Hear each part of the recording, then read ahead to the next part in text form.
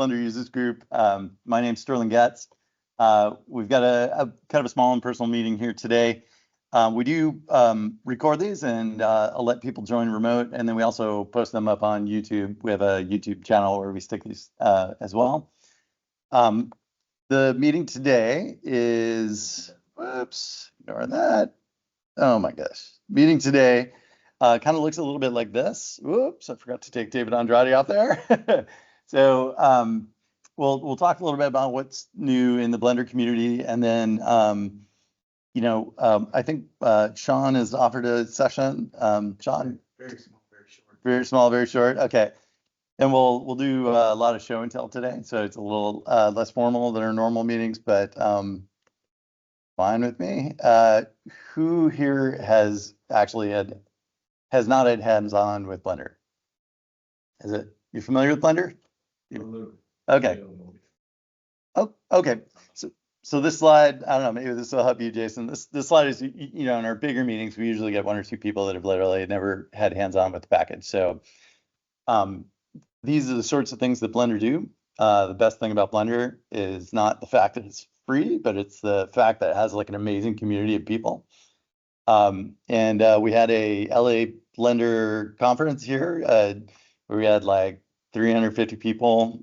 Super fun, very social. There's just been a conference in Amsterdam as well, and that looked super fun as well. So it does all of these things and more, if you add add-ins and that kind of thing. So where we are right now is we're just about, the Blender Foundation is just about to release version 4.3 on the 12th, as I was talking about earlier. It includes it's actually a fairly large release. It was kind of looking like it was going to be just a minor point release, but there's a lot of really good stuff in there, including some improvements to EV Next, which came out in the last version of Blender. A lot of stuff around lighting and shadows and new ways that you can do materials and rendering and so forth. It's a pretty big upgrade. A lot of the things, one of the things that animators are pretty excited about is the fact that you can now use geometry nodes with grease pencil objects. So really, I guess, adds just a super powerful procedural capability to the people that are doing 2D animation using grease pencil, or using grease pencil for just about anything. There's some great UI improvements. Some of the cooler things include the fact that you can actually take, how you could like split Blender's user interface up into these different frames. You can actually just take one out and dock it outside of the UI entirely. So like on a second monitor, which is really handy for those with multiple monitors. There's sculpting improvements, new texturing tools. There's improvements to asset management, multipass compositing for Eevee, which is pretty cool. A lot of LA visual effects people love Eevee because it's just like fast, so like iterative turnaround. So the fact that we can actually, have proper compositing for it's even better. On Linux, we now have the ability to use the AMD Cycles kernel for ray tracing, hardware-based ray tracing, which is pretty cool. And there's a new metallic BSDF for Cycles. And this is, of course, is not comprehensive. If you want to take a look at kind of what's coming in this version of Blender, recommend checking out the release notes. And there's just a huge amount of information in here that gets built up over time. Usually you'll find this kind of locked down maybe a day or two before Blender release on the 12th. So it's mostly built out here. And around that time, they'll also do a kind of a pretty version of these release notes where they highlight all the features. That's not quite up yet. But yeah, recommend definitely, paging through it. You'll get examples of what each of these looks like and that kind of thing. Let's see. So some of the other stuff that's going on since our last meeting, which was I think about 3 months and about 2 weeks ago, is that there's a couple of open project films that are going on. Hey Joe, come on in. There's a couple of open project movies that are going on at the Blender Foundation. Project Gold has been kind of going on for some time now. Before this meeting, I just went and took a look to see, what the production logs look like. I think their last entry kind of stopped in like July. So I think they put the whole thing on hold while they pulled off the Blender conference and did it. I think they canceled the whole thing. They canceled it. Yeah, Francesco made an announcement a while back, probably back in July, I think, maybe. Ah, that's crushing. They were still gonna finish up, they were working on a couple scenes, they were working on the tech for the painting and stuff. Uh-huh. They were gonna finish up that and do some technical demos, finish a couple scenes, release some tools they created, but the film itself was never what is done. Do you know why? It says right here, from April 8th. Yeah, there you go. Oh, man. Saying this had to stop production after completing the current phase, and Yeah. No, I don't know why. I asked Francesco about it, actually. He was very producer-y. Yeah. About it, very under wraps about like, why. It sounded like either, I mean, this is just me wild with Jeff, but it sounded like maybe they were running out of money. Yeah. Or their creative vision didn't work with what the director's creative vision was. Like it wasn't panning out. That's a shame. Might be a combination of those. That's a shame because, gosh, the early images I was seeing coming out of the group looked really amazing. So that's a bummer. Okay, I think I will keep that in mind. Pick that off the list of things to check. This is a movie called Flow, which, well, this is a trailer for a movie called Flow, which was done in Blender. Actually won some pretty big awards.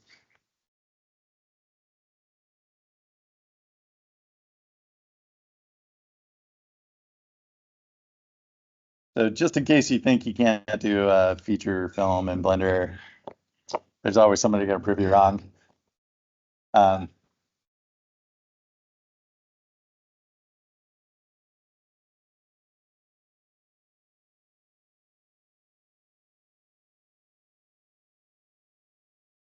I love the cartoony and painterly style that people are getting out of Blender these days. It's really fun.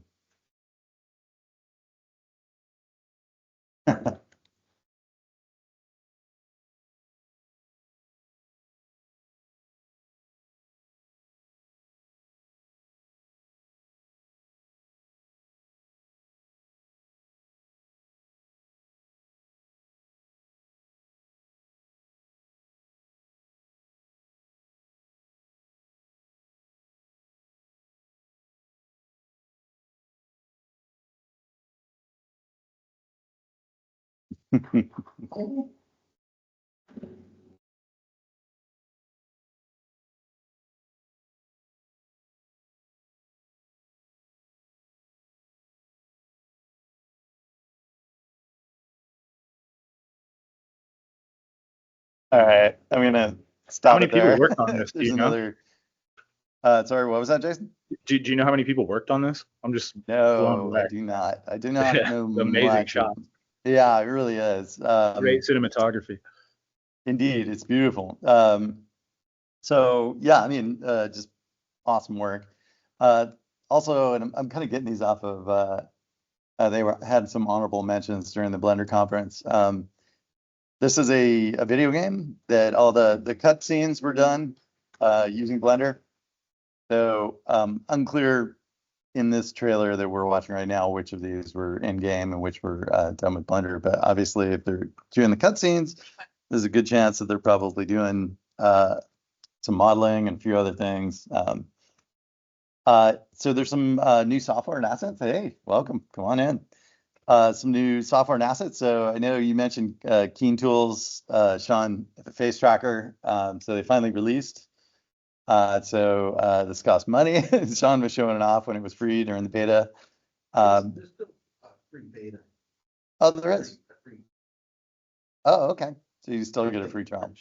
But yeah, cool stuff. Kind of commercial grade software integrated to Blender. It's a new version, multiple new versions of Godot since we last met. That's open source game engine. This Zen shaders. It's kind of like a one of those big giant packs of brushes, materials, tools, textures. It's all free.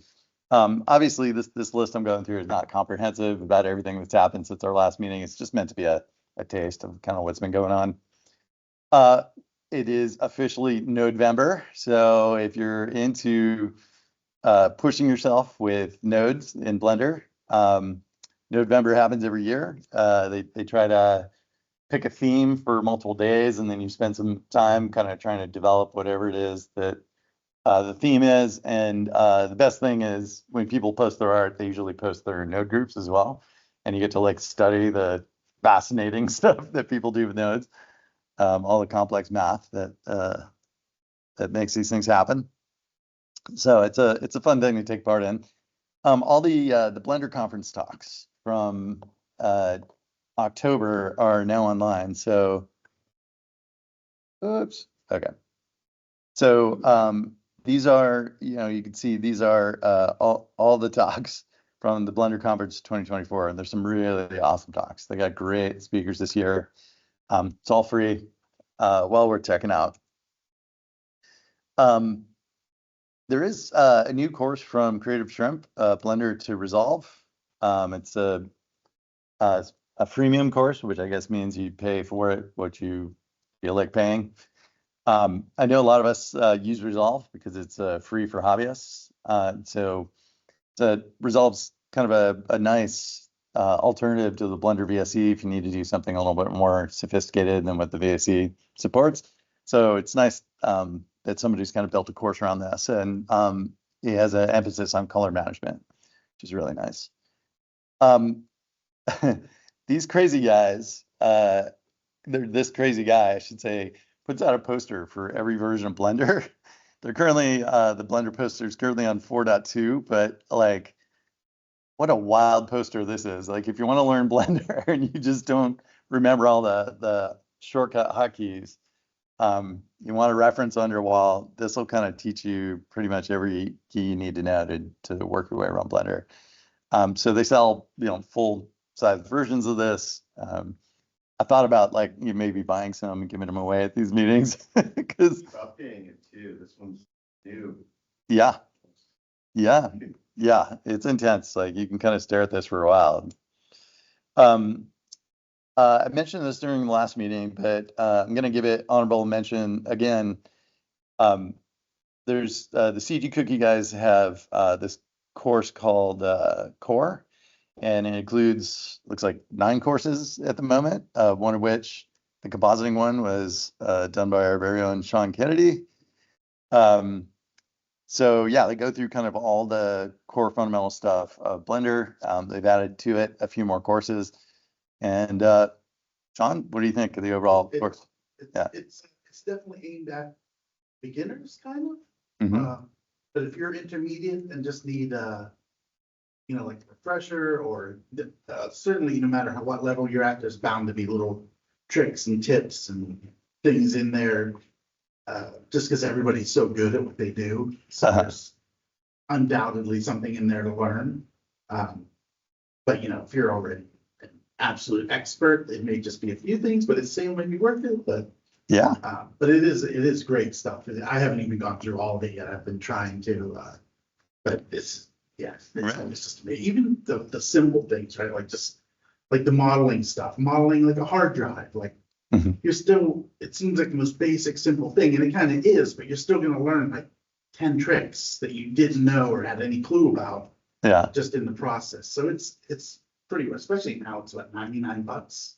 When it first came out, it was $150, I think, something like that. So Take my money. Yeah, I mean, these instructors are kind of a who's who of each of these different areas. So just to look over their shoulder for an hour while they're teaching whatever they're teaching it's a lot of stuff. would be pretty cool. $100, take my money. Take my money. Jason says. So I think I pointed this out at a previous meeting, but there's a denoise podcast by the CG Cookie crew, and they've been adding to it. So they're kind of fun. Looks like, yeah, like their last one, I don't know, August, September. Yeah, okay. So they're still pumping them out. Season 2 is underway, and it's kind of fun to listen to on your drive as you battle your way from Burbank down to lovely Culver City. There was a Blender Japan conference actually, which that was I hadn't seen before. They subtitled it all, so if you want to go like try and check out some sessions and do it with English subtitles. Like I haven't really looked at any of the sessions, but I just think it's pretty cool when you get new Blender conferences popping up around the place. Was the Institute involved? I don't think so. I think this was community driven. That's cool. As far as I know, yeah. Joins Blender London and Blender. There's like a Blender conference in South America that happened, and yeah. Anyways, all right, and that's kind of like quick snapshot of things I was tracking. Anybody have anything else that they've seen that's pretty cool that's new with Blender you want to mention? Either books or There's a bundle. I don't know. It may not be available anymore. It's not available anymore. It's not. But I'm wondering if anyone got it. Humble bundle. Oh, you got it? Nice. Yeah, that one was a pretty good bundle. It was me. It was a lot of stuff. Yeah. With like the savings on it. Yeah, it's unreal. Yeah, especially because you got a kit ops, you got hard ops. Yeah. Like those were like the big ones. I was like, okay, I gotta get this. You get like that. Oh yeah, $3,000. I haven't checked out the atmosphere one yet either, but yeah. Yeah, but it only ran for a little bit for a certain amount. They don't show what's on the bundle anymore on the website, unfortunately, Yeah. but it was it was a lot of expensive plugins for like $30. right. And it says it raised money for charity, which is kind of interesting for looks like the World Wildlife Foundation. Humble Bundle regularly has like visual effects or whatever related bundles too. Like a couple of years ago, there was one with a bunch of visual effects stock footage that I got. I got that one good. too. Oh, you got that one too? Nice. I actually used it several times too. So Yeah, that's great. Right on. Cool, man. Does it happen usually at the same time every year, or? yeah, it's kind of random. Yeah. And that's why I wasn't even sure when this one was going, when it ended. I saw it pop up somewhere in, I guess, in September. Also, like, they have stuff for community, but it had 3D models, and I picked up some stuff that have like environments that not useful. Yeah, you can see they always have like some design or assets or some sort of like deal, like tutorials or something going on. Cool. Right on. Another thing that it's over, but it's worth mentioning is the Blender market. They had a sale last month, I think, or something. But for like a week, or no, it was their anniversary sale, I think, right? Mhm. Like 10th anniversary or something. And every day they gave away a single tool for free. Mhm. Oh, And that was awesome. So it's good to keep an eye on things like that for when there's sales, or like get on a mailing list and all that, and they'll let you know. And then just put things in your wish list and leave them there. And then if they turn up on one of these sales, or if it happens to be one of the free things they're giving away that week, Mm. it's great to jump on these things. Yeah, that's what I do too. I've got a whole bunch wish listed, and then every, I don't know, Memorial Day or Labor Day, or they always have like sales around that time. That's when I get the expensive hats. yeah. Cool. All right, good ones. Anything else from anyone? Any other cool Blender news? And then let's see. Let me go ahead and get Blender fired up here. Let's see. While we're talking. There we go. Downloads. Blender. We got last night's build. There we go. Get that fired up while we're talking. Cool. Is that 4.3.0 beta? It is. Okay, because I grabbed that one last night too. Grab it to make sure. Yeah. It's I probably should have grabbed the build from that happened overnight by BuildBot, but this is yesterday's build. So we have a new splash screen. I went looking for the demo file for it. It's not up yet. Everybody's probably still decompressing from the Blender conference and running a little bit behind schedule, but pretty cool. It reminds me a little bit of the collab, Kent Tramel's collab that they did of like a kind of cartoony village place. Cool. Anything else from anyone else? Any other news? The production blogs that they do on the YouTube channel. You mean, The splash screen made me think of it, because every episode there's like, they show them working on it and talk about what's coming next and create of it. no, I don't think so. It's really good on the.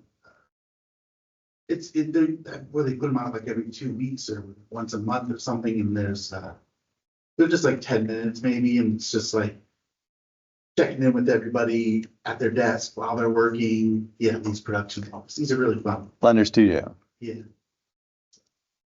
Um, but they always check in on the guys doing the splash screen and all that. right on. These are really fun. Oh, that is cool. Now I've been watching where's the other Blender tube? I think it's probably just at Blender. Nope. Somebody snagged their URL before they could. Yeah. So on this channel, I watched the kind of development updates. Let's see if I can find it. From who is it? It's not Francesca. Who is it? So there's Blender heads, which kind of goes, it's kind of fun. That goes like into the Blender Foundation and what they're all about. Feature demos, Blender Today. This one's kind of fun. And yeah, you're right. Now that I think about it, I haven't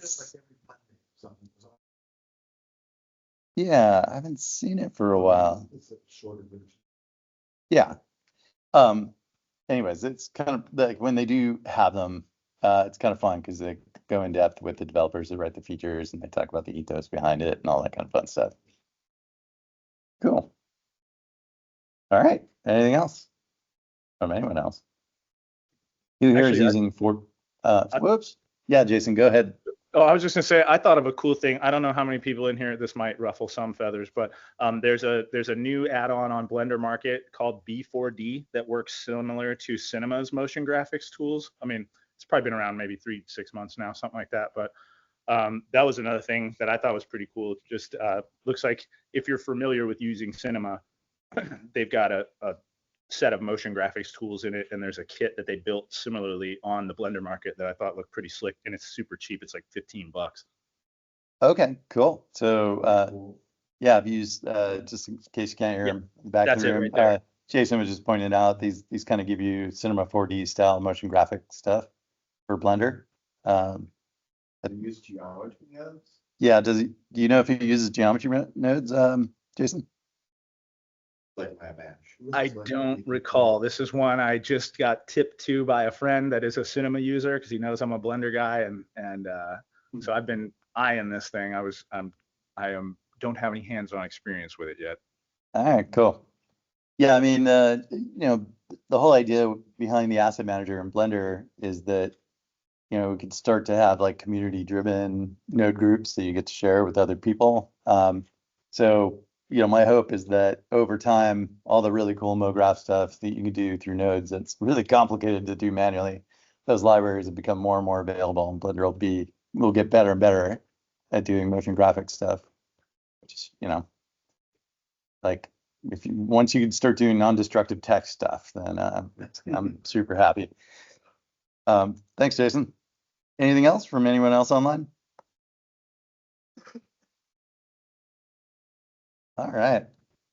Okay. Well, with that, and just in case you're new to the Blender community, there's some basic websites. Obviously, these are the people that write the software. Blender Nation's like the LA Times of Blender.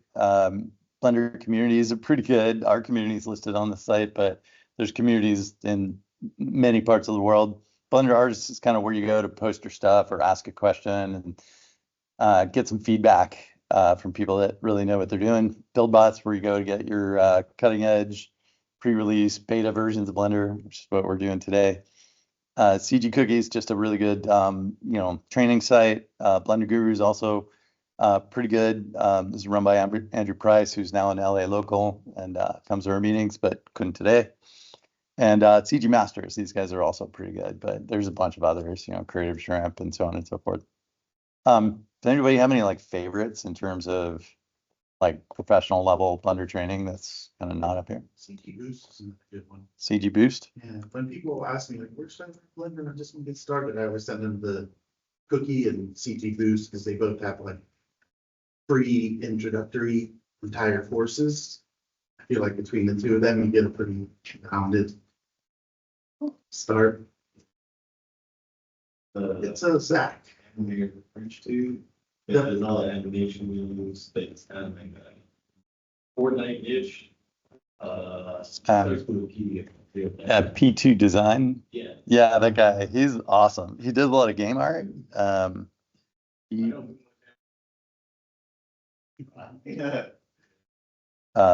yeah, this guy's been around forever and he actually does really amazing stuff.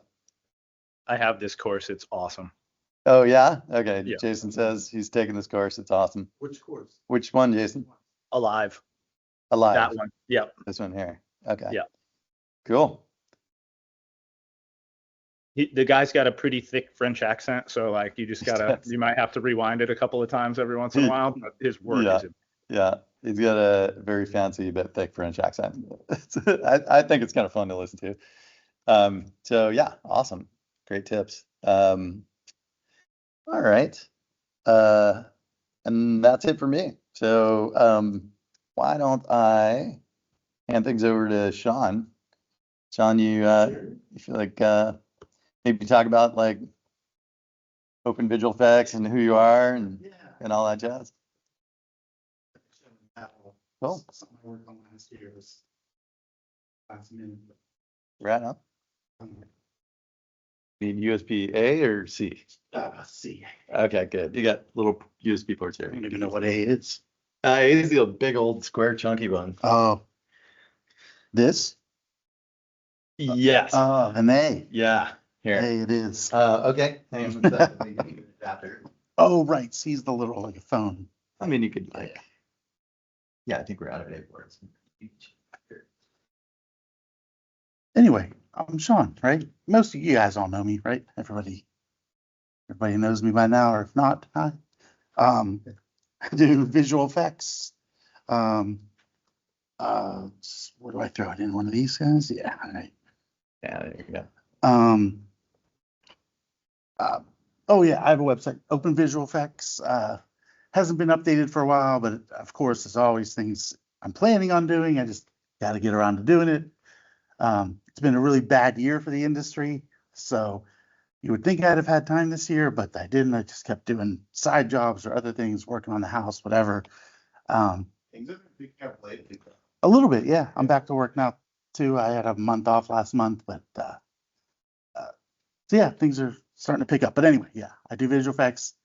The stuff on there is still relevant. There's a texture painting course. There's lots of tracking stuff, all that kind of stuff, and it's the older UI, a little bit older, but it all still matches up and all that. It's all good. So yeah, like Stirling was saying, I did the fundamentals of compositing for CG Cookie. What else do I do? That's really it, right? How do I get out of this to? Yeah, all done. You might get into Yeah, to open up a little file browser. Yeah, we just get. Oh, this keyboard. There we go. Here, let me take you over to. Too far. This one? Yes, that one. No. So little. Ooh, is that me? That's all right. And I can just click on things and they'll, yeah, okay.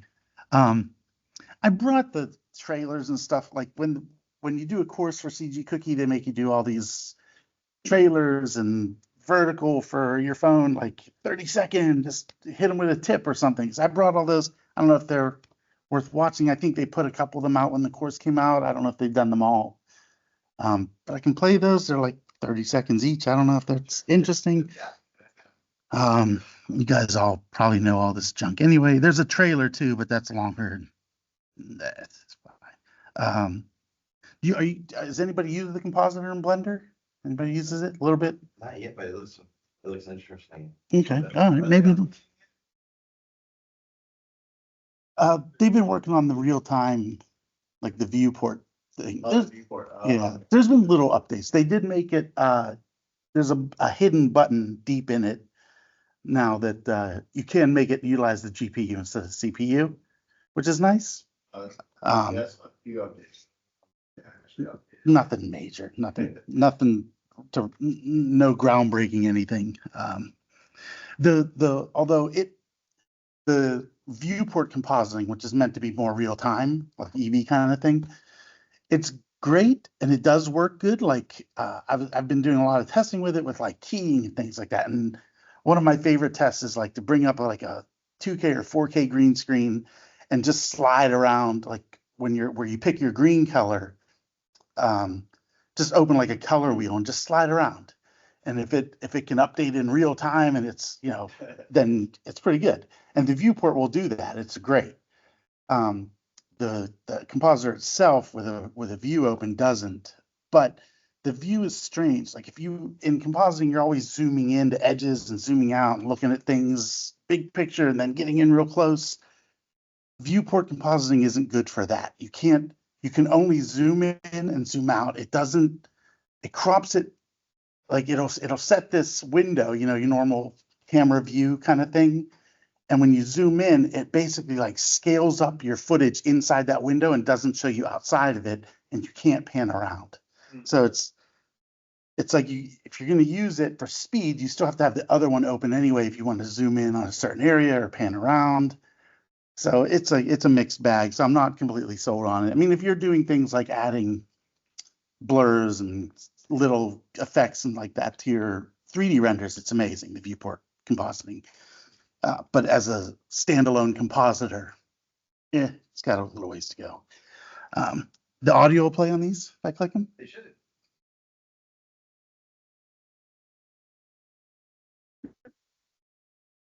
No audio. Oh yeah, there it Get is. into post and you're like, Loud. that light in the background is too purple, or that guitar is too blue. Maybe I should get rid of the sunlight rays. Well, through the magic of compositing, you can break down your 3D scene into as many layers. You can change all that after rendering. Just trying to turn it down a Object tiny bit. completely on their own layers. You can have all the There layers that make up the shader of your object on their own layers. You can have your scene rendered with specific lights on specific layers, so you can make the light contribution brighter or darker long after you've rendered your 3D. That purple background, don't like it. Guitar too blue, not anymore. Sunlight rays, on, off, on, off.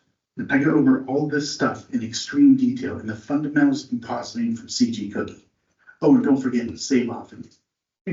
So they just kind of, each one of these covers like a different, like if you've never used layers before, like it's like a quick 30-second rundown of just how much you can do.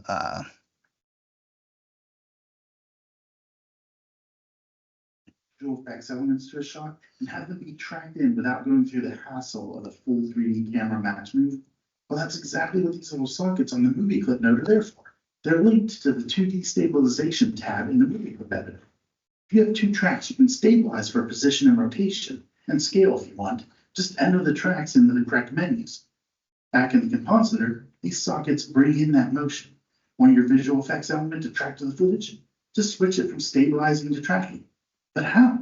Invert the data with a math node. Set it to multiply -1 and duplicate it around. There you go. Track in whatever you want. This is just a little peek at some of the stuff I go over in the fundamentals of compositing course from CG Cookie. Save smart, save often. Yep.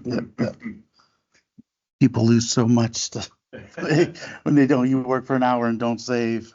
But yeah, you get the idea of these things right there. Just silly 30-second pop-up things. Have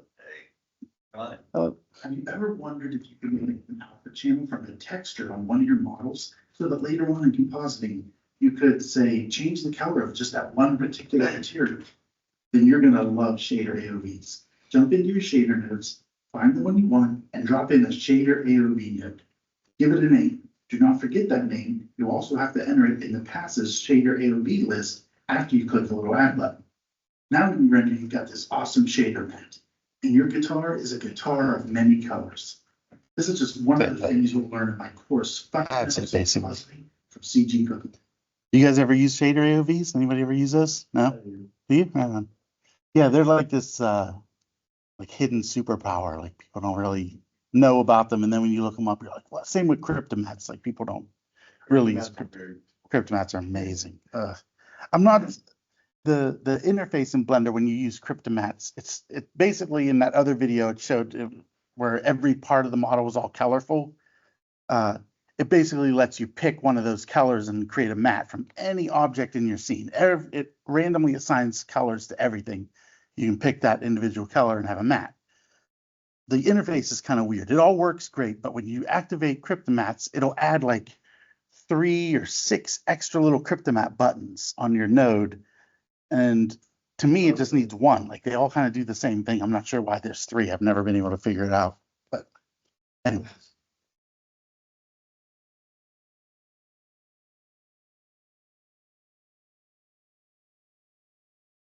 I don't think so. I don't, you mean like if you save them out? Yeah, if you save them out, I think you have to save them in 32-bit or something like that. Maybe, That's I what mean- I've heard from some compositors. If you're going to save a render with embedded channels anyway, like a cryptomat or something, you would want it to be like an EXR anyway. And I think it should save it just fine. I think, right? Okay. As a, I think so. I've never switched specifically from 16 to 32 or anything in the little save thing. Yeah. And it's always seemed to work. So, maybe, yeah, but maybe, I don't know. What else? So anyway, yeah, I worked on, last year I worked on this movie. I just did a couple shots. There was a face melting effect. It's like a horror movie. I probably shouldn't even be showing this stuff because the film is in film festivals right now. It actually just won Best Visual Effects at a film festival.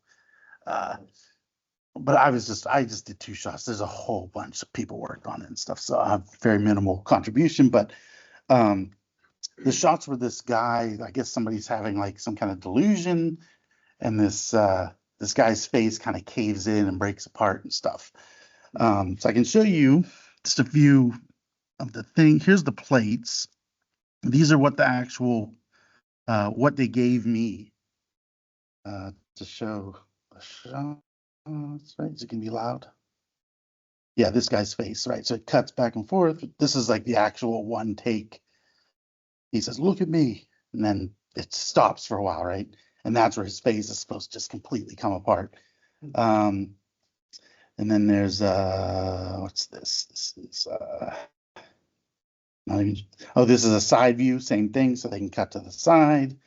So they have some options.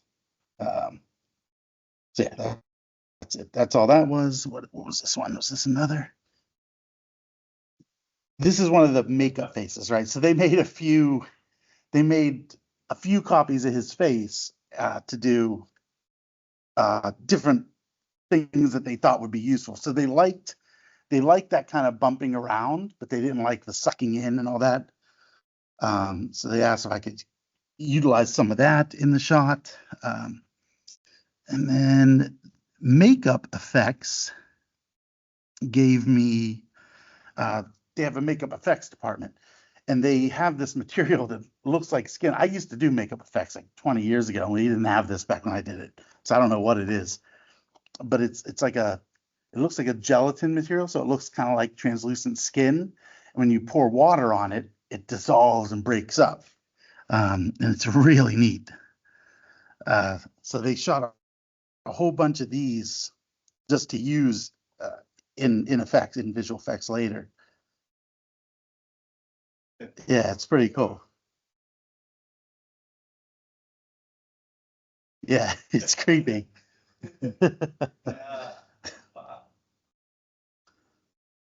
So yeah, so they gave me a few of these, like from the front, from the side,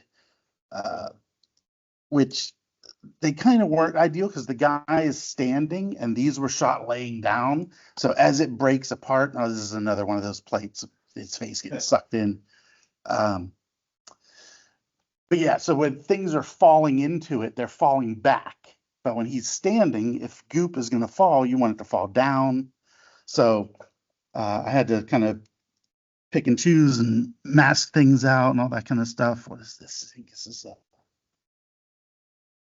this was the final, like when the effect was over, this was what they were like, we want it to look like this. So they made a finished one, just like a puppet. So I had to get it basically from his regular face to that. And you know, it's all editing and cutting and blah, blah, blah. And the shots I'm going to show you have handles, so they were even going to be shorter, all that kind of stuff. I think these are more that face breaking up elements. Yeah, like a side view one. It's a really neat material. I wish I knew what it was. And that might not even be water. That could be like alcohol or acetone or something. I have no idea. But that's a neat effect. That's another one. Maybe. Oh no, this is another side view thing. Just, yeah, face getting sucked in a little better. But they ended up not liking these because it just looks too fake, and the skin texture is too different from his real texture. And when it gets pulled in, you can see that rim really clear. Damn, somebody built that whole puppet model. Yeah. And then it's never used it. Yeah. Yeah. Yeah. I mean, it's a great reference and things like that. So I started doing like little tests and all that. Like it had been a few years since I've touched like flip fluids or anything like that. So I was just goofing around. First I tried just like regular particles, like just what if I need things? I think this is it, right? Yeah. Like how can I make particles look like blood in any way? Turn on the fluid thing so they like bond together and have like a surface tension. And I thought that would have been okay for like farther away shots, but this wasn't a far away shot. Because it's kind of the way it's running down the mouth and all that and pooling on the ground looks kind of neat, but not ideal. Oh, I did it again. Alt tab. Any flip fluid plugin or anything? Nope. I did. Nice. I opened up the calendar. Yeah. Let's do that. There you go. No, thanks. Sure. Okay. So yeah, the particles wasn't going to work. I tried metaballs because I wanted to see if I could get something goopy, and it kind of worked. But it wasn't. Metaballs just doesn't give you very many options. So again, super limited. But it looks so goopy because I like chunky, which I dug a lot. Then yeah, flip fluids, of course, which did fine. It's a little, I think I did the flip fluids one first, and I was like, it's too smooth. That's why I need like chunks and stuff in it. So I was experimenting with the metaballs, and I was wondering if there was a way I could combine them. I wasn't sure, but I ended up not, I did use some flip fluids, but I ended up not needing as much as I thought. I also did tests of like, because there was lots of talk about how it was going to happen. They wanted the, like, first his face to start cracking in that side shot in the edit. That side shot comes first. And they wanted to see his face start cracking. Or wait, it was like 3 shots, right? Front, his face starts cracking, side, cracking more, back to the front, and then the whole thing sinks in. It's all gross. So at first I was like, well, do you want to see like things bubbling? Like, how gross do you want it? So I was like experimenting with like blistering kind of to see if I could, and these are real rough. I didn't work on the texture very long. I just wanted to see like what kind of, like if it would look good or not.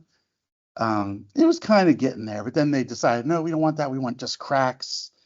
I also tried to do one where I wanted it to still be moving. So I messed around a little bit with it, like constantly moving a little bit. It's subtle, but this could have worked. It could have. I don't like how it just kind of fades on. I would have worked on how it appears. But the final effect, once I had worked on the shader and stuff, I thought it could have worked really good. But they ended up not wanting to do that route. So yeah, the finals are. What's this one? Let's see what these are. Oh yeah, this is the start of the cracking.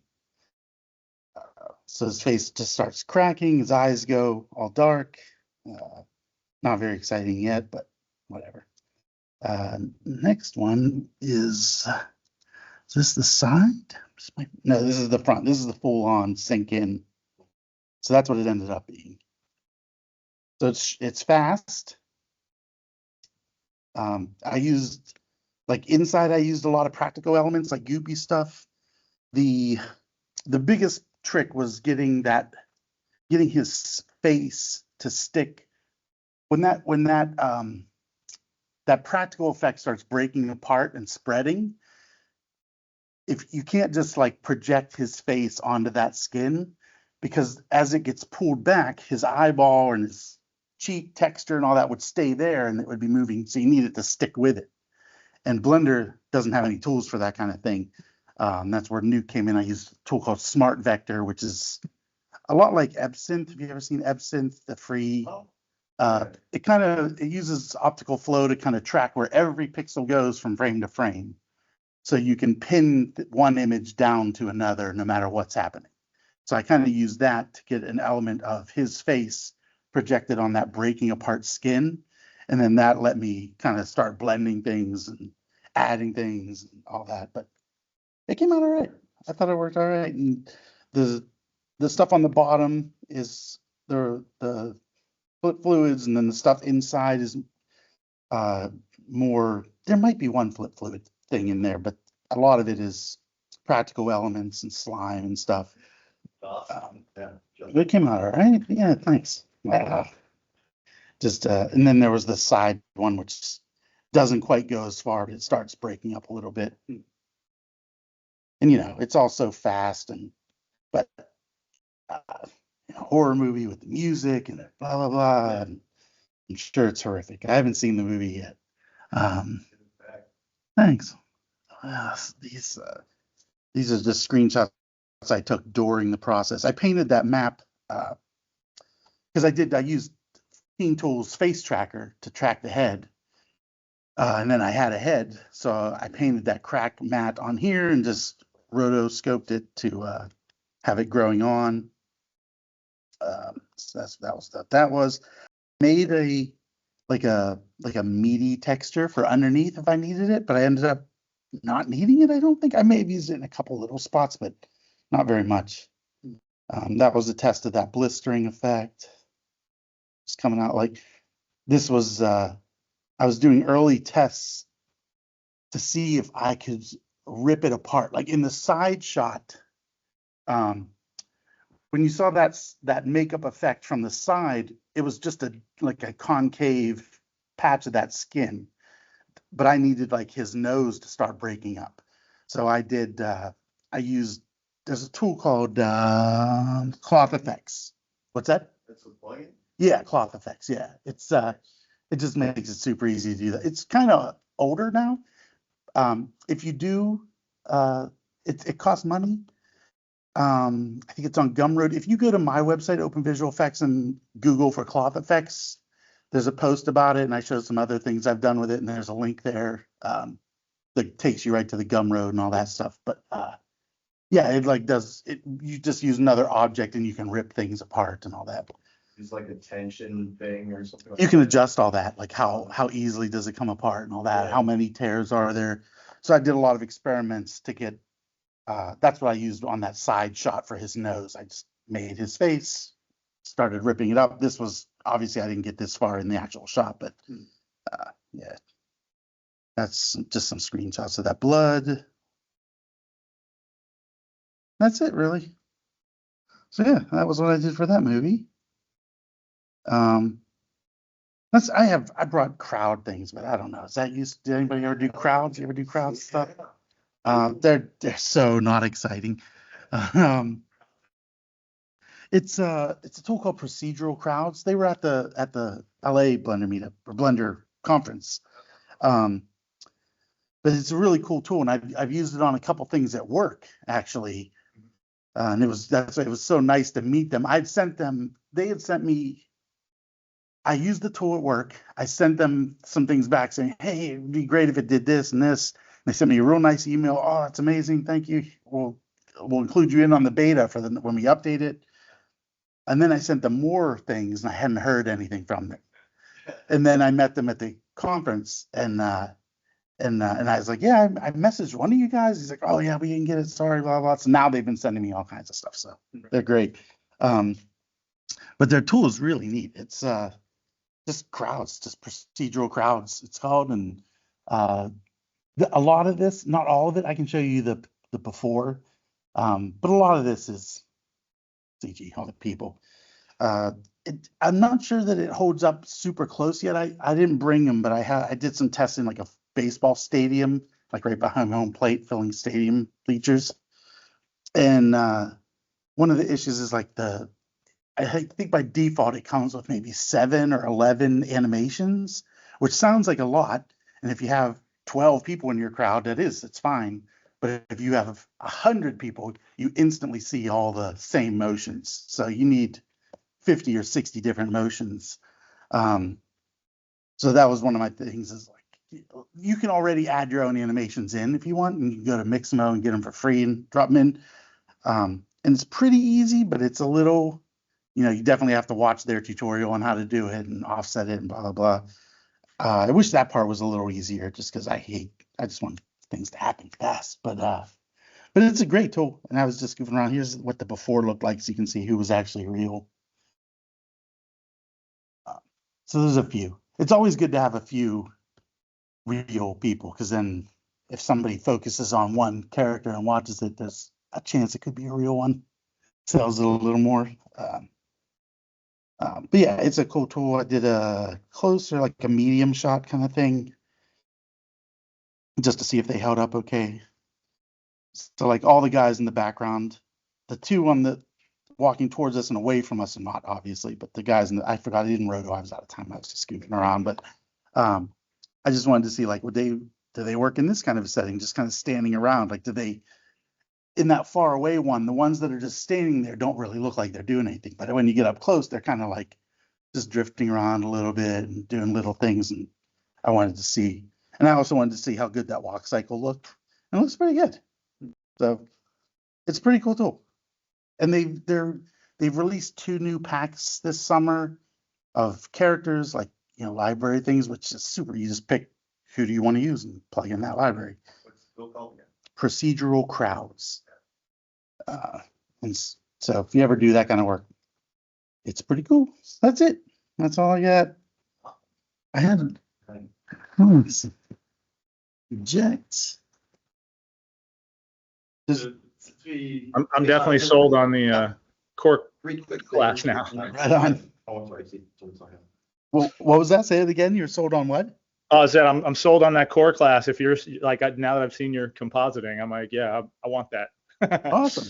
Yeah. Well, we don't get into anything that in depth in the core course, but it's a good start. So Still, I trust I'm in good hands after seeing your work. right on. Thank you.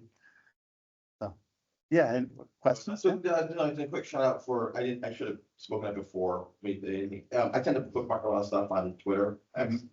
Just one cool thing is, if you guys follow this guy named Red Jam 9, he's doing some really cool procedural stuff with geometry nodes and doing fallouts and stuff. So that's really cool. I saw that. Also, Francisco posted that Blender was featured in Apple's new M4 marketing this week. Oh, really? Blender was on that. How's it run on M4? It runs great. I have an M3, but I think it runs great. And then, Sorry, what was the guy's name on Twitter? Red Jam 9. Red Jam 9 Twitter. At Red Jam 9. Check this out. So he's a Blender procedural artist. If you scroll down, the one that was really cool is this. You see, it's like a donut shape that he's running procedural stuff through. We just posted a couple days ago. Right there, yeah. Oh, yeah. That's beautiful. Really cool. Yeah, it's amazing. That is so I cool. got to jump into. I've seen this. Sick. That's super cool. And then go to if you go to Francisco, just posted the little blurb about Blender being featured on the Apple keynote with his I don't have it up right here. But that was a nice little shout out. And then I don't know if you guys I always kind of like to see what Blender used to be like, that game engine mentality. Well, this guy has released this plugin called OmniStep, which is basically kind of taking that whole game engine approach, being able to move manually through your scenes, and it's got a plugin now. It's really cool. So that's on the Blender market. Called OmniStep. It's like a $15 purchase, but it's like a whole triple first person controller. Yeah. Which looks pretty cool. Yeah. So I was like, we just released the new version on the 23rd. So that's some cool stuff. It'd be great to be able to like record your camera motions and do stuff. We used to be able to do that. I know. It's like a, Yeah. So that's pretty cool. Wait, this is for like cameras, first person controller? Yeah. Actually, you scroll down, you'll see some extra videos here. It's basically just like you're in a game engine. Oh, that's funny. Yeah. But it's all inside Blender, which is pretty cool. it's funny that Blender used to have a game engine built in, and then they took it out, and now everybody's like, let's make plugins to put it back in. Yeah. Game engines are complicated. so- Sure. It's a lot to maintain on there. Yeah. It's just a highly competitive space. Yeah. Yeah, nobody really has the money to compete with the Unreal guys anymore. Like they're just like have so much money for Fortnite. Did a first person animation last year, but I used my VR headset and like just recorded myself first person at first. This is cool, yeah. It looks pretty fun. Love how it's like real-time editing environment. It's super Yeah, cool. So sorry, I missed your answer. How does Blender run on M4? Do we know yet? Oh, I don't want to get that. Okay. I'm running on M3. It's fine. I bet it screams, yeah. Like an M4 Ultra and running Blender cycles, it'd be Yeah. pretty fun. Cool, man. Thanks. Also, I just personally, I've been using Blender a little bit here and there to do some bake lighting for some Activision Pro stuff. I Uh-huh. have a different Pro now. It's pretty cool. Uh-huh. But I like how Blender treats you as an easy import. It's like you just pop it in and all the texture come over and it's all nice. So I've been using that in mind to do my authoring and testing. Uh-huh. And then just send it over to the headset. And check it out. Cool, right on. Yeah. All right, guys. So we've been going, what, about an hour now? So why don't we take a quick break? I encourage you to have a chat to people in the room. Go grab some bagels. You'd be surprised, the common interest areas we have in here. So go grab a bagel and a donut, and yeah, we'll reconvene maybe in about, we'll say 45 past the hour.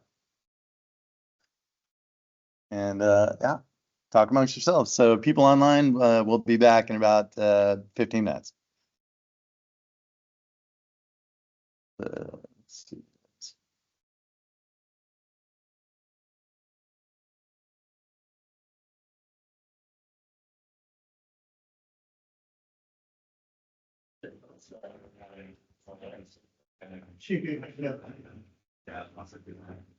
I almost looked at first, but. Yeah. And I'm gonna show some page. Yeah. Oh, that's good.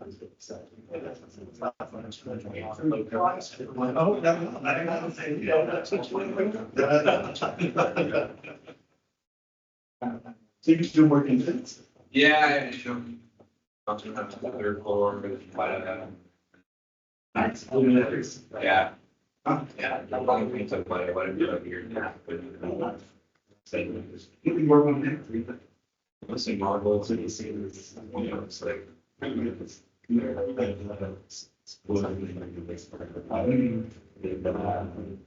maker. What are you doing after Blender? Actually, yeah. Oh, really? Yeah, so they all the movies they have giant lighters, you know, but they're so heavy that it's impossible to do. So I wanted to make a tool that would slice them down into little chunks. Like I just wanted it. I was always using the lighter scanners for like get little pieces of set, so I could figure out where the cars projections.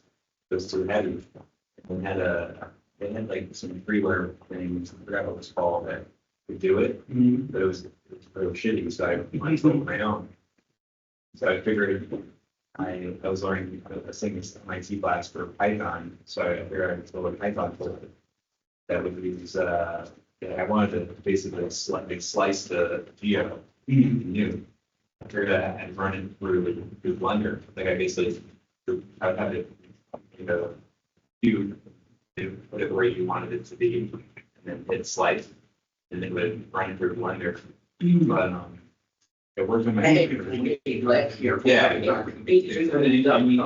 Outside, they see and save out the file and you know, a wall. So I built it on my own. We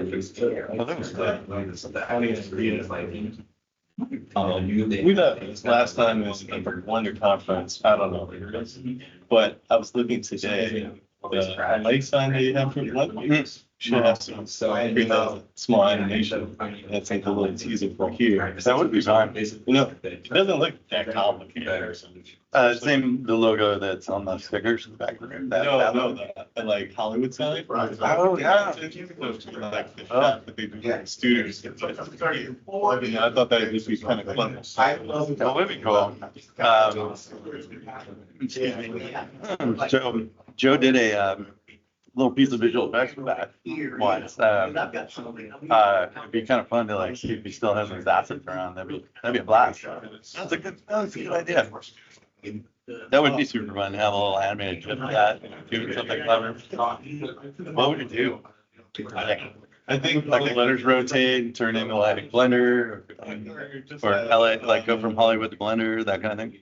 I think the studio that does the push Yeah. and then it's down suburban, and you know, you kind of feel kind of challenged. Well, I guess like they. Just so it feels like it's the Hollywood side. So. That would be cool. Yeah, especially at nighttime and it's all lit up. That'd be kind of fun. Another thing I was gonna ask is, it's not something that you guys have a Discord, but I didn't see a link to it. Oh, yeah, so I sent out, did you get an email from me yesterday?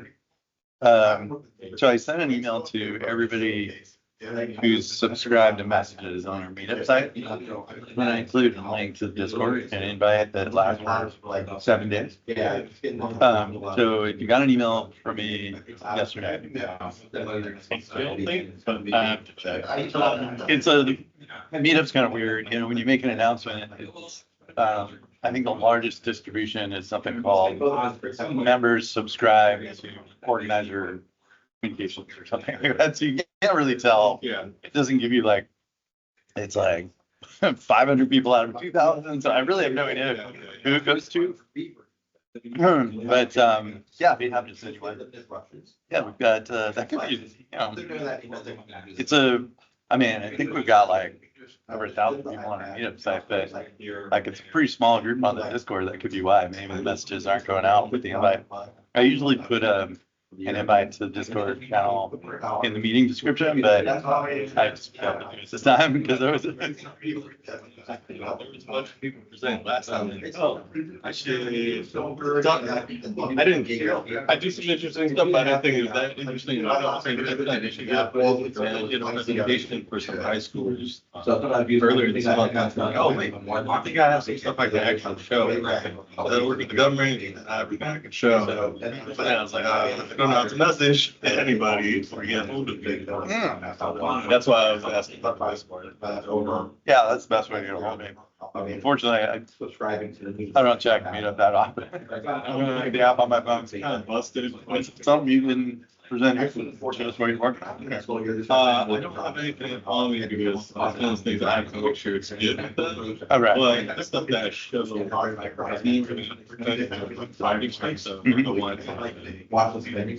time, I'll see if I can get on the cards. Yeah, it sounds good. I mean, nobody here, we try not to be fanboys about Blender in the meeting because everybody uses multiple tools. And if it's like a little bit Blender, mostly After Effects, then you could like highlight, you know, show the whole thing, but then like highlight maybe the small bits over Blender. I did kind of build the few skills in the past month or two, and I'm like, I haven't seen this before.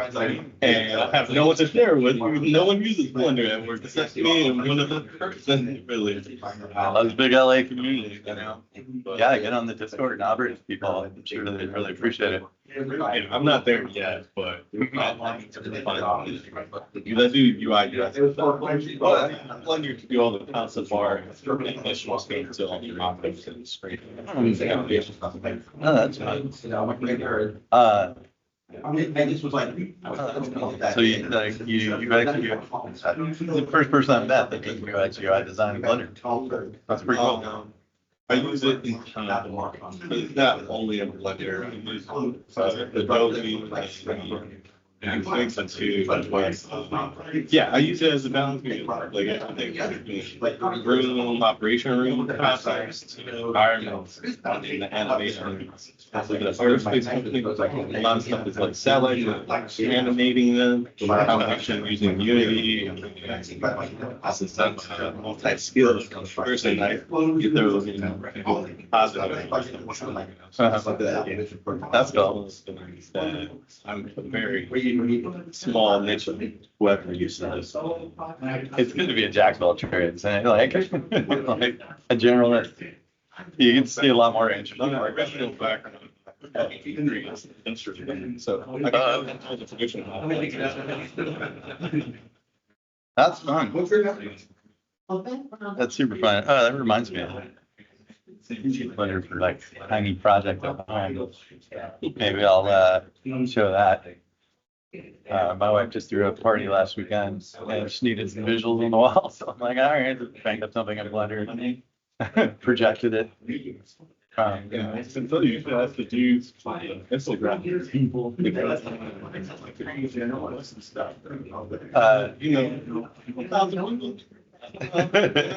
You can leverage it. Yeah. Do I have to get like 3 copies of the software or to come and talk? The infographic, so thing up there now. I'm just asking you a couple copies to share. Oh, yeah. Yeah. You're gonna push them anyway. Yeah, I always feel bad asking a single artist for a free copy of what they're making. I mean, they're not that expensive. I should just buy one and get one shipped over. Be fun to do That's it. the first time I saw it. I mean, I kind of wanted to see it like full size because I've printed them at home. Just like I'm like laser pasted the papers together, but it'd be fun to see a giant full size one. So the thing I saw about the Blender stuff, I know he wasn't gonna be here for all. Like UX design and it was, I don't know if this. And then we're working them to visual effects. It's like they're in Into like a Rick Roll video or something. And then said what for the UX, and I saw it 3 days after. Pictures. I've been like, yeah, it's not a designer to the foundation.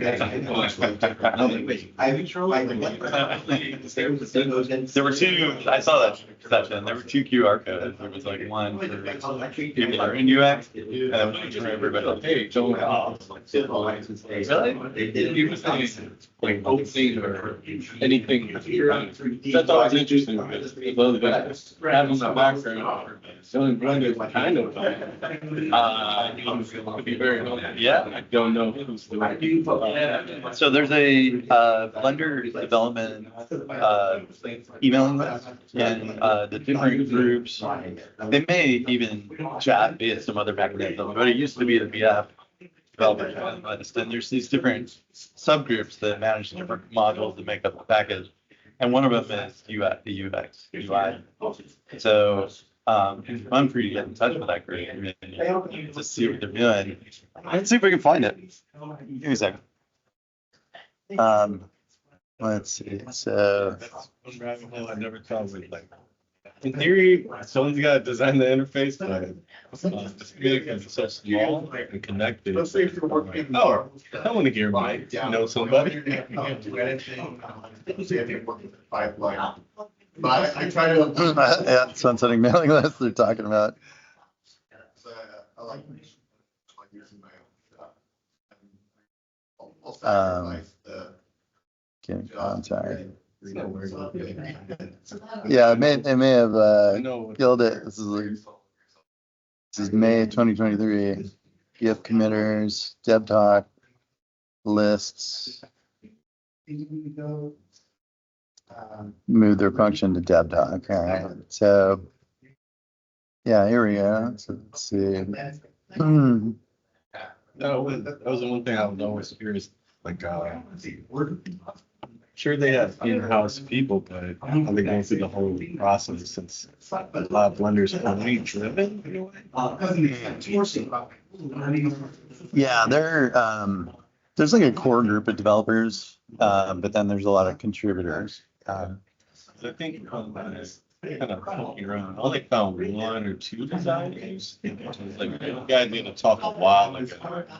Sell some stuff, but I just didn't get back. I just thought it was funny he was calling them out and kind of saying like we need to help them just make things better. And characters. Yeah, no, I think they would take it seriously. Like if you connected with the UX UI team there, and then you had some good ideas or wanted to contribute whatever, code, art, whatever you contribute, they would probably take it. Yeah, they'd probably really appreciate it. Anyways, so I'm not going to figure out how to navigate this site on the fly, but it looks like it's on devtalk.blender.org. So, yeah, there's even a contributing to Blender start point. Blender to Android tablets. Wow. All right. Let me get back to whatever that was. and I'm all There we go. back on the red support and like, It's my keep the eye candy flowing. Oh. You know, they're usually on top of it. They fix it. It takes a little bit longer to set things up with Redshift and Blender, but recently it's like it just looks so good. Everything's just like really good. It's really good.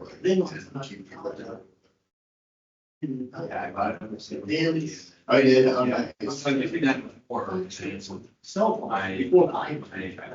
Subscription ran out, but it's really needed.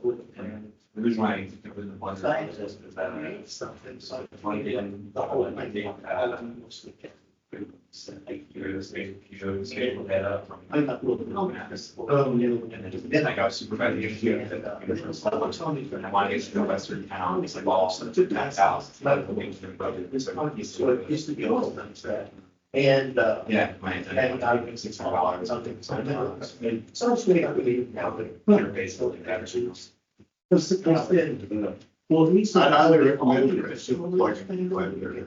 If you're interested. I think there's a cycles to Redshift which makes a little bit of so the whole like if you download an asset, you can build through cycles and then just click a button right versus like the Redshift shader or whatever. I really like when you want to get started. I hope my life. That just works to be the license to be good. Because if you buy, one license is for only multi songs. Change. Yes, That would be Did that? and then they was obviously well that they don't do it. That box is good. Oh, states which state money, right? So. All right, so for the people online, we're just kind of wrapping up our break, our social break. We're running a little bit behind. Sorry about that. But what we'll do is, seeing as it's a pretty small group here, it'd be kind of fun to just do like an around the room. So maybe if you could start with like what your name is, what you do, and what your interest in Blender is. And I'll go ahead and start. My name's Stirling Goetz. I'm a cybersecurity guy by day, but I'm a Blender hobbyist at night. So for me, Blender is just like the creative outlet that keeps me sane. I do small projects with it mostly, and I'll maybe show one after this just to give you guys an idea. I'll start with you. Okay, Steve Chalkowski.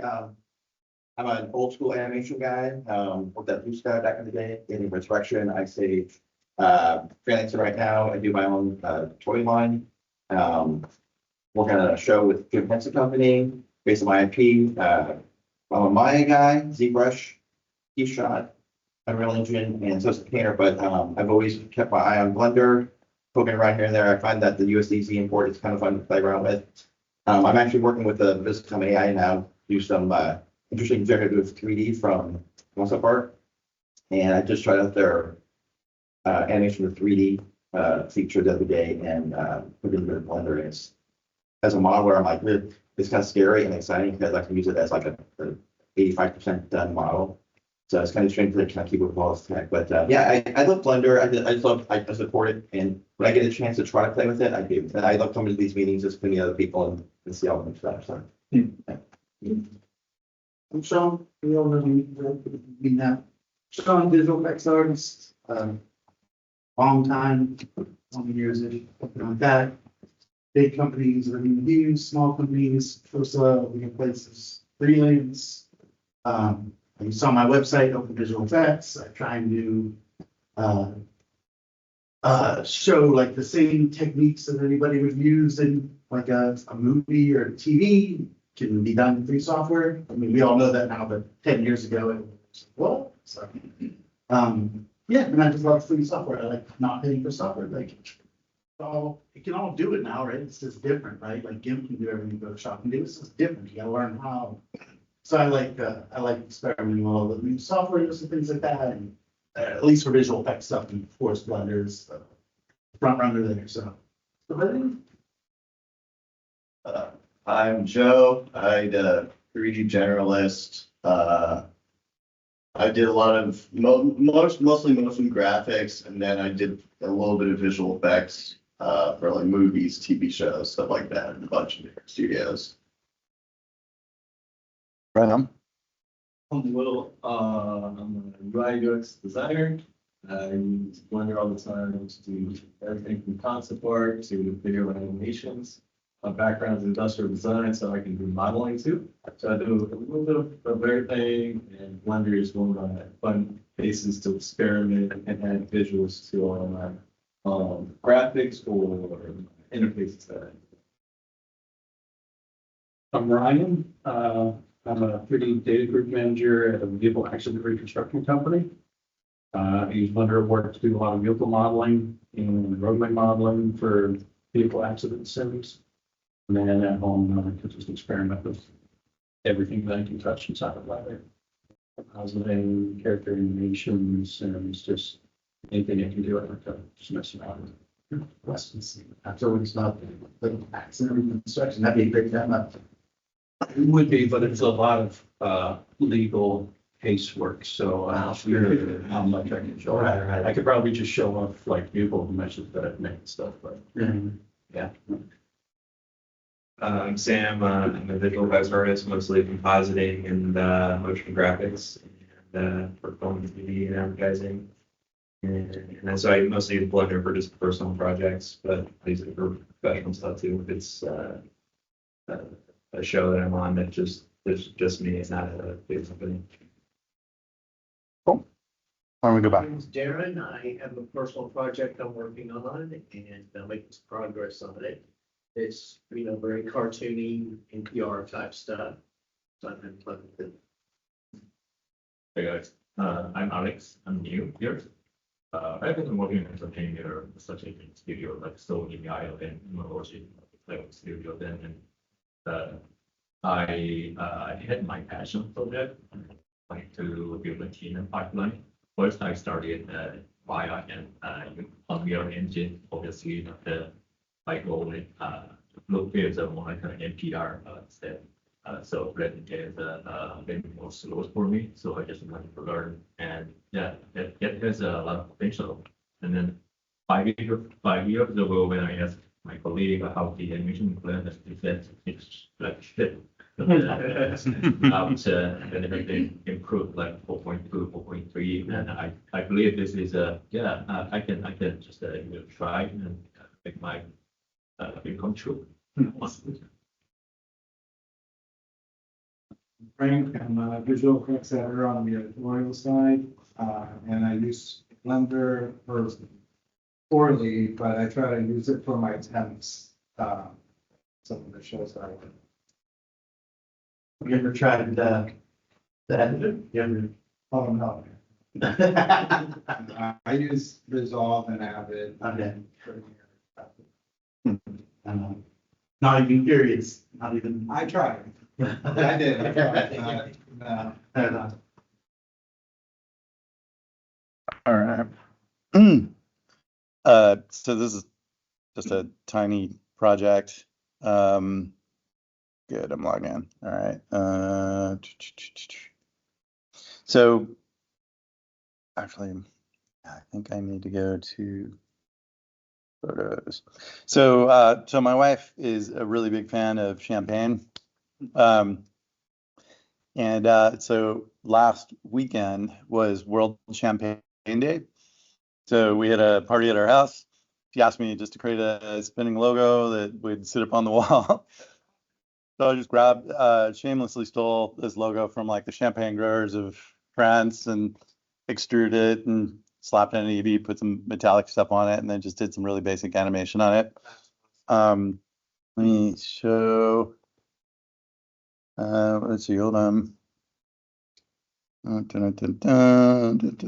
see if I could show you guys what it looked like. Oh, there we go.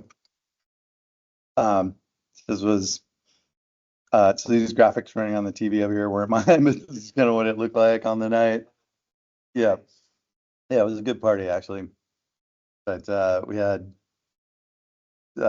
she loves Veuve Clicquot, which is like this particular style of French champagne, and yeah, we had a live band and everything. It was really fun. Anyways, it was kind of a fun project, whipping it together. Let's see if I could outdo it next year. Had about like an hour to build it. So anyways, does anybody else want to show off like stuff they've been working on? I have a piece you can show that I did last year in Unreal. Sure. It was my first time doing a full cinematic. Go to type in Jammin Alpaca.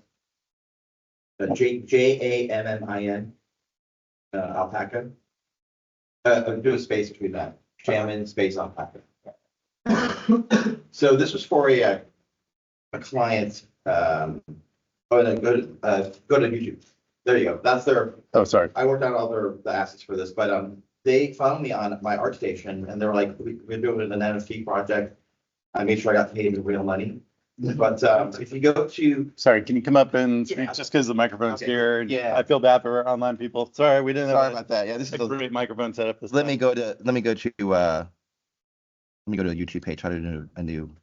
If you just click on There you that, go. you got one. I got one open. Okay, Go cool. anywhere you want. Yeah. Oh, it's not.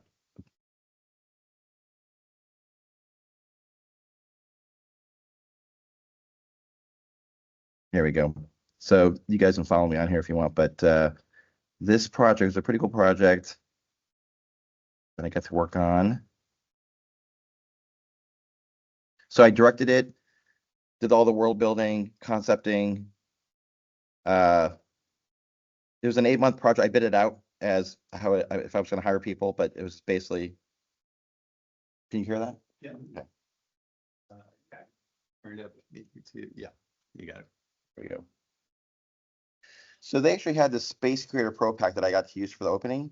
I had to buy this van off of TurboScoop, but I had to clean it up and then modify it. They were really nervous about any legal implications from VW. So I remodified the whole van.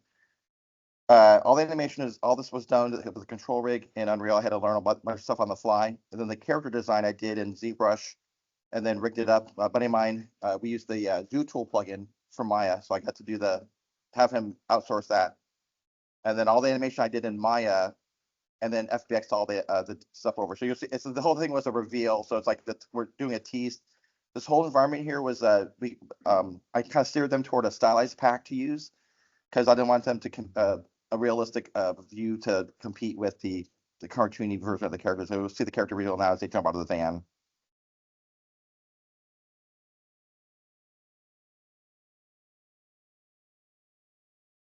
So I built a stadium. I had like one piece of concept art that they showed, and I basically had to interpret this whole world based on that.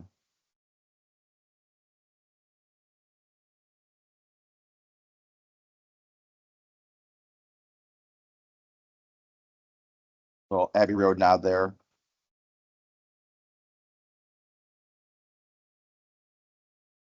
I was constantly back and forth into Google, like, how do I do media plane animation and Unreal? It was like back and forth. But it was a pretty cool project to work on.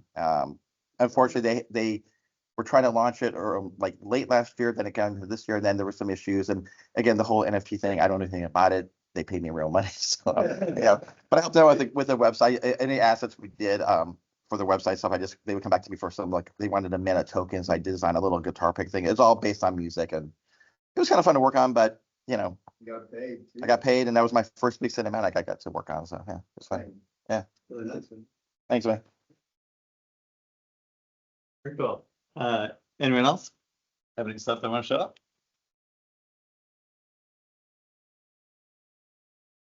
No project, no passion project work. Just stuff I showed last time. What do you think? Should we break early for pizza and beer, or should we? Yeah. Or should we? You know, we should do next time. We should do a hands-on lab. Like, I brought my laptop. We should do a hands-on, get some big, like drum. I'd love to learn. It's I've done that before. You've done that before. Yeah. Hands-on tutorial. It's hard to, to get everybody to bring, right, like everybody bring a laptop to it. You don't have one, but if it doesn't have Blender on it. But, what if you just didn't get that message and just showed up, and then you gotta sit out for an hour? I love the idea. Do it. If we can figure out a way to really make it happen, that'd be really fun. Also, how many people are You got my iPad users?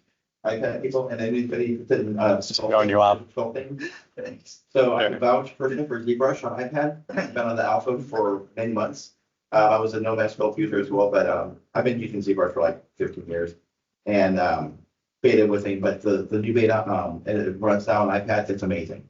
All the features aren't there yet, but it's really good. So you can get a free version right now. Limited brushes, but it all works. It's really cool. Wait, you talking about ZBrush? Yeah. ZBrush on Can you iPad. Customize brushes in Oh, yeah. an iPad version? Yeah. Oh, cool. But all the brushes, so here's the thing, like, no Z modeler yet. That was our first wish. Everyone was like Z modeler. It's a big port. And also no UV master yet. So you can do some basic unwrapping, but you can't do all the fancy like which I rely on all the time. Yeah. But yeah, you probably There's the remesher. Z remesher, yes. Oh, cool. The free version has a very limited, you don't get all the fine details. They're doing it because of the script, but like you don't get to fill up the brush. It's just like a big brush. But everything else, it's feasible. So if you want that, and figure out. They're like poly groups and auto masking. Probably get all that up there. Oh, cool. So for online people, does anybody have any projects you want to show? I guess Jason or Joe. Yeah, I could show. I'll just paste the link in the chat if you want. I just got a little breakdown of a shot I built in just faffing around with Blender. Yeah, why don't you can desktop share in the top right of your UI. There's like a share screen button. Oh, sweet. All right, cool. That's probably a little easier. Yeah, I don't use Teams much, so. Yeah, sorry to bring a corporate tool into these. Oh, it's all good, dude. I'm a Slack guy, so. Oh yeah, I changed. Thank you. I changed the audio in the Teams tool. That's what it was. Outputting to the. So the room can hear you now. You're coming through the loudspeakers in the ceiling. Hello, everyone. Can you guys see my screen? Yes, we can. Cool. So this is just a quick little shot I did trying to learn how to do camera moves and practicing modeling and stuff. Here, maybe I can full screen this thing. Maybe not. Okay. Anyway, it's just a quick shot. And then I've got a breakdown here just showing like how I did the rigs, wireframes, nothing crazy. This is just a little personal project I did on my website, learning how to use Blender, basically. Right on. Yeah, it was all modeled from scratch. I did find a tutorial online to help me figure out how to do the screws on the tape.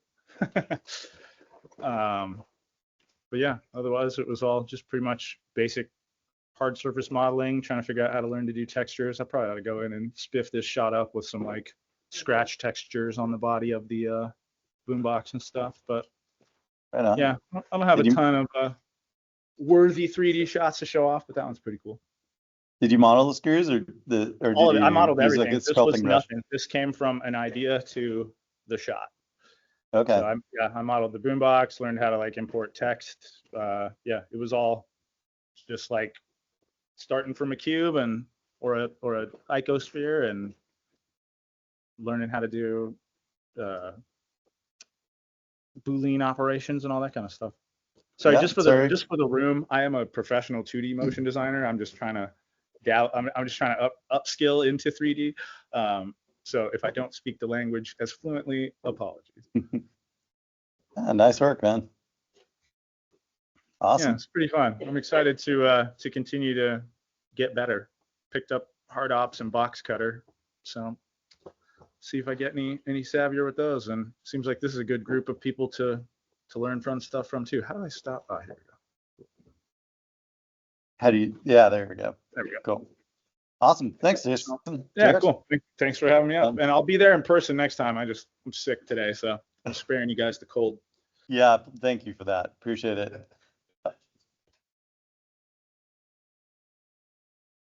Yeah, Bolt factory. A Bolt factory. Yeah. So is that a Something built in the blender? Oh, nice. Yeah, you got, What was the question? yeah, so there's something called a Blender Bolt Factory. It's an add-on. Oh, sweet. Is it on Blender Market? no, it's already built in. Well, nothing's built in anymore right now. There's this extensions platform. So you just The IMM brush? you just grab this and drag and drop it into Blender. Cool. It's a bunch of like random meshes, it's like random bolts and you can like customize them and stuff. Cool. I feel like it's still in there, though, isn't it? Isn't it? Because they like certain things like Node Wrangler and a few other ones are still packaged in. All Yeah, right, Node let's- Wrangler helps with it. I thought- You just have to activate it. You just have to go in and tell it to turn it on. Yeah, I'm pretty sure. It's been a while since I used Looks like they updated in August. So I know they changed, yeah, if you go to preferences, add-ons. Maybe it's. there's like, yeah, so there's just a few Oh, there. you have to make included. the screen a little bit bigger in order to get the. You have to go like, oh, sorry. First you go to like system and then you allow online access. Oh, Sterling, I think me screen sharing knocked your screen share. Oh, thanks for reminding me. Yeah, no Give problem. me a sec. All right, let me share screen. There we go. I think you There can we make go. your preferences window bigger too. There's like a hidden button that only shows up when you make it window bigger, I think. Oh, no, never mind. Yeah, That's a bummer. because I know I had to download F2 and loop tools again or whatever, because I always use those. It says an extension here. Yeah. That's a bummer. I mean, it's not a big deal, but it's still out there, but it's harder to find. Yeah. So it's not even, this is interesting. What are they trying to build, like a real marketplace for it now? Yeah, there you go. Blender? Bolt Factory, there it is. I have to install it. I did, they're trying to keep can't package all these plugins. All right, so. So useful. How much file space are you saving anyway? Like Blender was only like 100 megabytes or something like that, and like. It's under mesh usually, once it's activated. At Yeah. the bottom, Bolt, there you go. It's, That's- Here, zoom in, is it tiny? Yeah, there we go. Is it procedural or is it you click from a? well, if you delete that and add it again, then there's, at the bottom left, you see the add bolt menu or whatever. If you add it again real quick, Yeah, you can. Button heads. Oh, down here. yeah, you can have all that stuff. Cool. So you, Not, Yeah. I use it all the time. me too. Comes in handy for It's great. everything. Aaron Phillips, Torque. Anyhow, Jason, you probably learning how to model it from scratch anyway. Dude, this is sweet. I mean, I do like to, yeah, that is a big thing. Like, you know, I use a ton of plugins in After Effects all the time, but a lot of the times I'm like, oh, to what detriment to my actual animation or modeling skills? And so I like to try to learn how to do stuff, you know, from scratch. At least that helps me wrap my mind around it conceptually better. And I think then, it makes it easier than like, if you just follow a tutorial and do exactly what it shows you on the tutorial, then you just have what comes out at the end of the tutorial. But if you try to like go through the tutorials and make your own thing with what you learn, I feel like you absorb the knowledge better. Yeah, My 2 absolutely. cents anyway. Hey, Sterling. Yep. Wire free, I just want to see what the topology is on. Oh, it's mostly Boolean. Yeah. Okay, got it. It's a bunch of n-gods and stuff. There's your hands-on demo though, Steve. You make the head too small and the Phillips thing too big, it'll. Got it, all kinds okay. of weird All right. edges. Yeah, so for those that, sorry, are online didn't see how we did that. To get extensions now, you have to go to System, enable Allow Online Access, because, Blender, being Blender folks, they like your privacy, and then you can go to add-ons get extensions, and go refresh the repository and do a search. It's kind of convoluted for new users and never gonna figure that out, but Can you it's run good. through that one more time, Sterling? I Yeah, just was yeah, like of course. firing up Blender, so I can just do this. Oh, cool. Yeah, I mean, he was gonna join us. If you're still in Teams, you can invite me. Oh, yeah, there he is. Oh, there he is. He was sitting in the waiting room. Hey, Hey, David, how's it going? I'm awake. Oh, welcome to the world of the living. So what it is it's edit preferences system, and then click this box that says allow online access. That lets Blender go to the internet, and then go to extensions. And I think what I did was I did this right menu and then refresh remote, and that gives you like the full list that you can choose from, which is this list here. You gotta watch a tutorial. on that. That's right. Everybody's got to redo all their YouTube videos that show how to add an Another add-on. thing to keep track of and have to remember. So David, we're just actually kind of getting to the end of things. Do you have anything to share, or what kind of I just wanted to hang out and participate. I'm so sorry I'm so late, but I think you guys are awesome, and I'll be in LA next week, and so maybe I'll just Cool. meet up in person. But no, I'm so sorry I'm late. I just couldn't Oh, come no worries. come in No worries at early. all. So David's part of the original crew that helped establish LA.Blender meetings, and he's the owner of Theory Studios, which does a bunch of game development and animation and motion rides and things like that. We are a visual big effects. Blender house. Big Yeah. Blender house. Yeah. Awesome. Well, I think does anybody else have anything else, or should we break for pizza and beer? Pizza and beer? All right.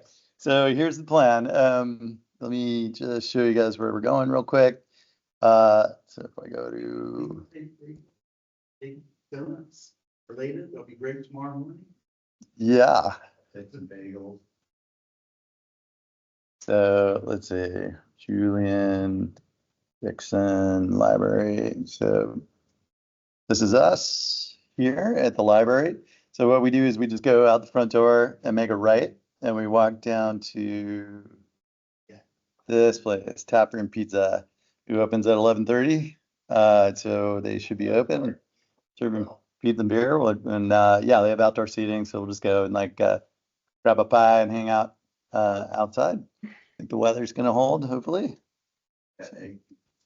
Yeah. And then really show the outside. But anyways, they've got an outdoor patio. It's kind of fun. So yeah. Pizza looks well, good. Yeah.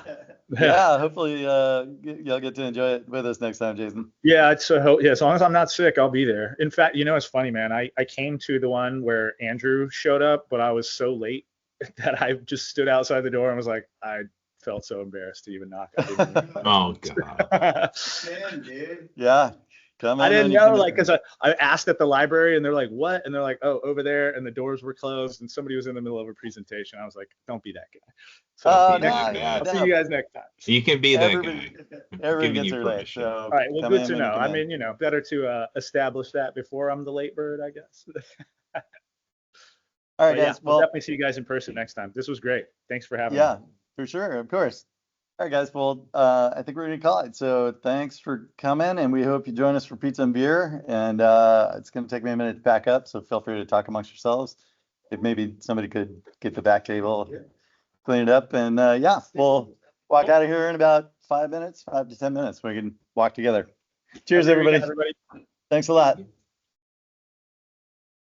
Whoa, whoa, whoa. Yeah, you too, man. Hey, Sterling, I'll send you an invite for Wednesday if you're around Wednesday the 13th in the morning. Sounds good.